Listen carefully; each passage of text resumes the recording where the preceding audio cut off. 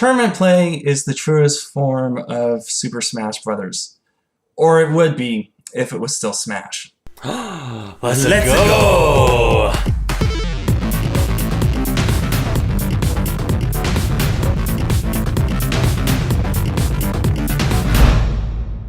Welcome very much to Glen. You can welcome someone very much. Right? I think so. Welcome very much, Glen. Welcome very much to the Glen show, featuring Two Button Crew. Yeah, Glen has been helping out the crew for a long, long time. First in the form of comments, and then in the form of blogs. And how would you describe the process? We just kind of grabbed you with a tentacle and sucked you in. What happened was, and I'll probably go into more detail about this on the upcoming podcast about the blog. But, perfect. Yeah, shameless plug. But it really started when I started writing essays in the comments section. Yes. And part of that was because you guys were always so receptive to that. And so that kind of just egged me on.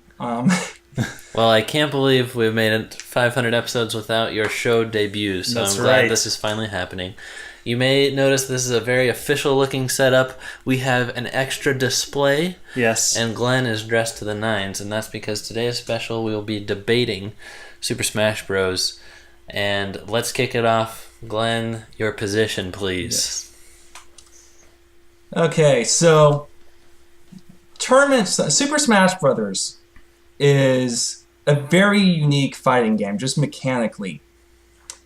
And instead of embracing that, celebrating that, and promoting that uniqueness, the tournament scene strips out a lot of the unique features and focuses on the core gameplay, which is very similar to what most fighting games would have, with maybe the possible exception of the control scheme. We can't deny any of And that. No. Yeah, so the Smash community doesn't accept a lot of the game's features, and it's kind of a joke. Mm-hmm. Fox only Final Destination, but it's not as strict as that, as some people make it out to be. Right. And the reason for it is because we want it to be a level playing field of skill, and a level playing field is kind of a double entendre. I almost said how I used to pronounce it as a kid. But yeah, level playing field, like level stages, that won't leave things up to luck. And item drops that happen randomly in random positions and stuff, that kind of lends itself more to luck, wouldn't you say, Simeon? I would a little bit, but it could just be, and I'm sure Glenn will probably bring this up, and we should probably state our positions as well. We love tournament Smash Bros. So that people know where we're coming from. Yeah. And I think that you actually probably have a different position from me as well. Well, great. So it's going to be an interesting discussion, but I'm sure that Glenn will probably bring up that adding more variance doesn't necessarily deplete skill. It just inserts more variables that... How could you? I mean, is that something you would agree with? Yeah, exactly. The whole idea of adding variance, that actually, because I like to break things down into their core concepts when examining gameplay. And one of the things that I've noticed is that really the only things you need to be aware of are your position and your opponent's position, how they are relative to each other.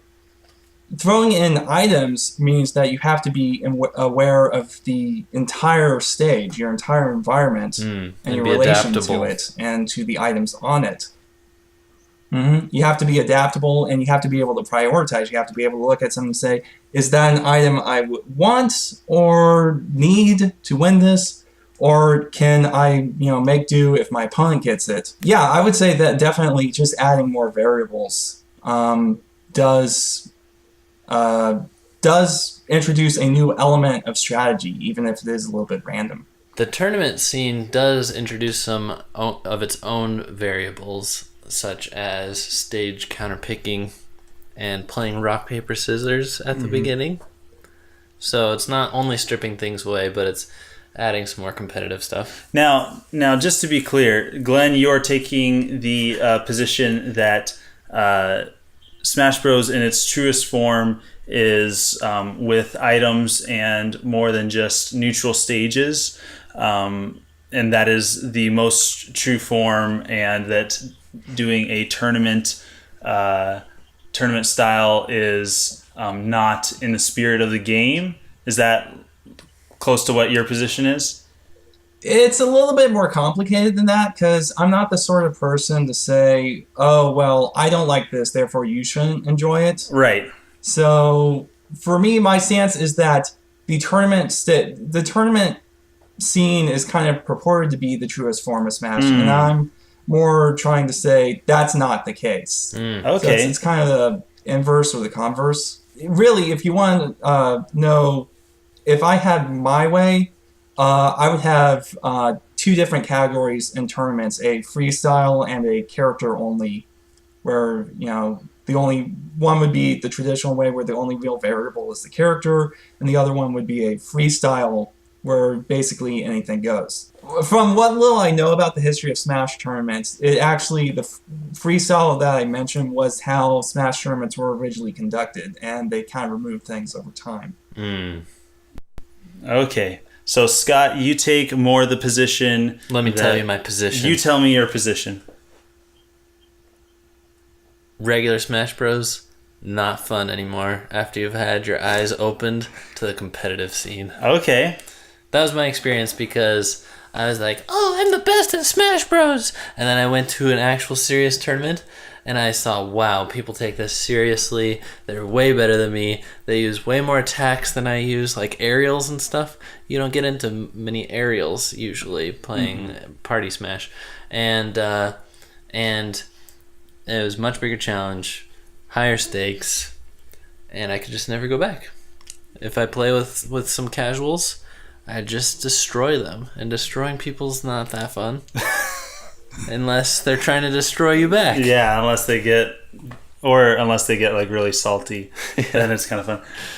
My position is a little bit different. I'm going to have what's called the Play-Doh theory of Smash Bros. Now, why I call it the Play-Doh theory is Play-Doh was originally built as a product to clean walls. Gross. And I don't think I've ever seen anyone use Play-Doh to clean walls now. So my theory is more, it started out as one thing and it evolved into something else. Its original intent was as a party fighting game, and that it evolved into a nuanced fighting game. Now, if we look at the timeline, Super Smash Bros. Clearly, in my opinion, a party fighting game. The style was quirky. It had the kids' bedroom theme going on. Very much marketable to kids. You have to unlock item switch. Yeah. You had to unlock item switch just to turn off items. So the result was a casual playing experience. Melee was a little bit more serious. It was faster paced, but and they added a few more mechanics. But I still see that, and I still saw that as a casual fighting experience. I remember posting on message boards about people saying that Melee either wasn't a fighting game or was definitely a serious fighting game. I'm like, you guys can't make this argument, and I still hold to that view. With Brawl, we see the story mode, which is more of a casual element. So we have a few more added mechanics. We have the multi-air dodges, which changed from Melee. We have the water mechanics. We have super moves, but then on the other side you get the super moves from Smash Balls, which is an item. Tripping, which is because none of those ridiculous. are sounding serious. Right, but they are added mechanics to make the gameplay more interesting. And we also have an online mode, which more fighters were starting to adopt at that time. The result, in my opinion, still a casual experience, but definitely stepping toward a more serious fighter. And then when we have Smash Bros. Wii U, we have the bonus modes, which I think we can all agree are kind of slapped on. The weird, Mario Party board thing. That wasn't the focus of development. We have all the characters and stages. They're not unlocked right away, but they're pretty easily unlocked. You can unlock them all in about a day. Yeah.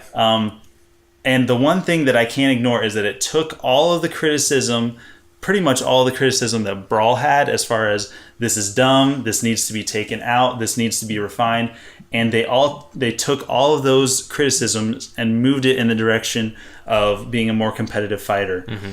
We also have balance patches, which if they weren't focusing on that, it wouldn't have happened. If they weren't focusing on making it a more competitive fighter, they wouldn't have done that. Mm-hmm. So the result, it being a competitive fighting game.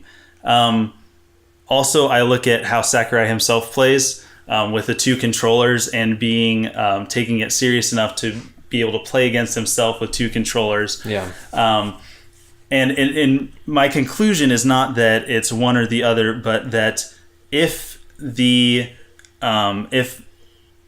looking at Smash Bros. As a competitive fighter is a misstep or a misunderstanding, that the developers took that misunderstanding before game. Well, I mean, except for Melee players. Melee players were always serious about it. Mm-hmm. But that the developers were the first ones to look at that and say, we need to gear that. And so that if it has been misunderstood as a competitive fighter, that the developers were the first to misunderstand that. Glenn, I want to hear your closing thoughts. Yes.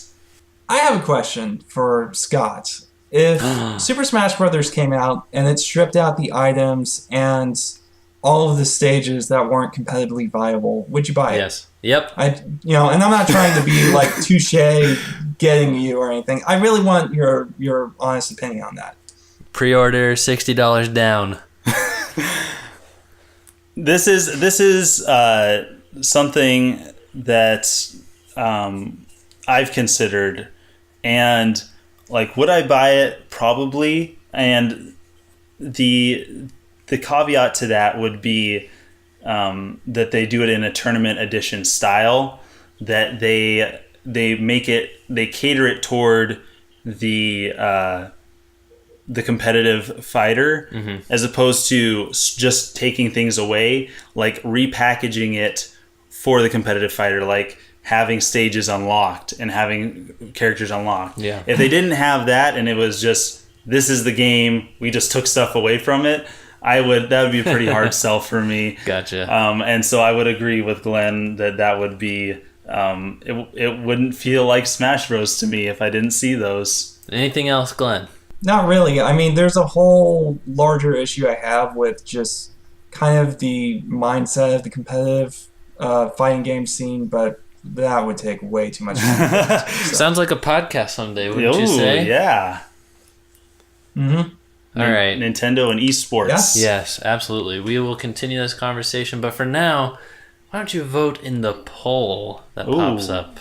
Yes. See who won this debate, what sides get taken. Thank you for watching this episode, and thank you for being a part of the crew. Don't forget to read Glenn's blogs. We have so many of them out, so many great ones out. So go and look those up. Thank you, Glenn. Yes, pleasure thanks, Glenn. As always. Yeah, sure thing. Just glad to finally be on the show.